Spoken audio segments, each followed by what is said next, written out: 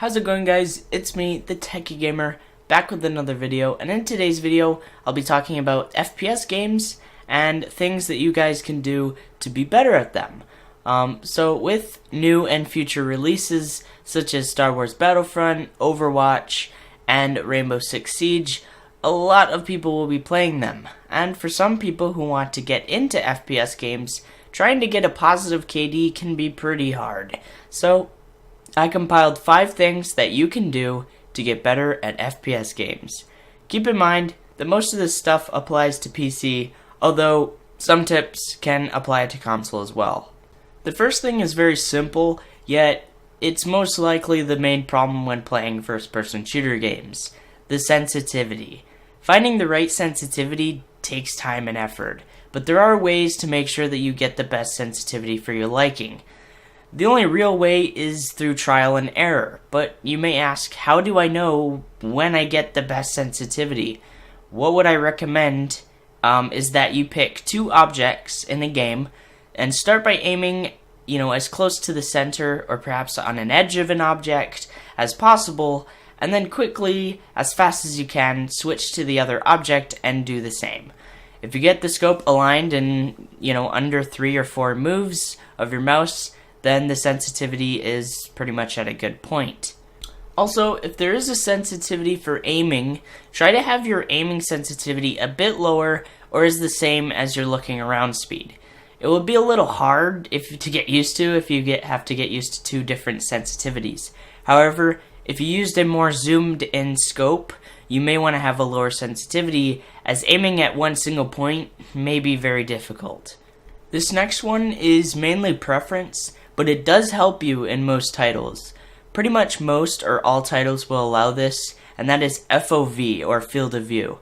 If you're not familiar with field of view, it's basically the angle of what you see on your screen. So by default, it will be set at 90, but if you do want as much coverage as possible of your surroundings, you may want to put it at a higher value. I personally like to have my FOV at either 100, 110, or in most competitive FPS games, 120. This comes at a benefit and 2 other downsides. The benefit of a high FOV is that you can see more to your right and left, while a couple of the downsides would be that it will distort the image a little and it takes away from that experience, and that the screen zooms out, meaning that it might be a little more difficult to spot enemies farther ahead. This can be adjusted, though, by looking farther ahead using, the corners of your screen. However, that does put you at a disadvantage were you to enter a firefight. But if you are playing a close quarters type game, it won't be much of a problem and it can really benefit you a lot.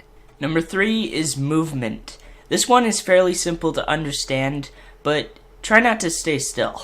A moving target is a lot harder to hit than a still target. In some of my gameplay, you might see me move at a fast pace a lot of the time, and that's because, I try not to get locked onto. When you shoot, I recommend that you move side to side, or move in a way that makes it hard for your opponent to aim onto. Number 4 on the list is to know your weapons. Recognize the recoil patterns and the overall accuracy of your weapons, and plan for it. If the recoil aims up and to the right, anticipate that by slowly moving your aim down to the bottom left.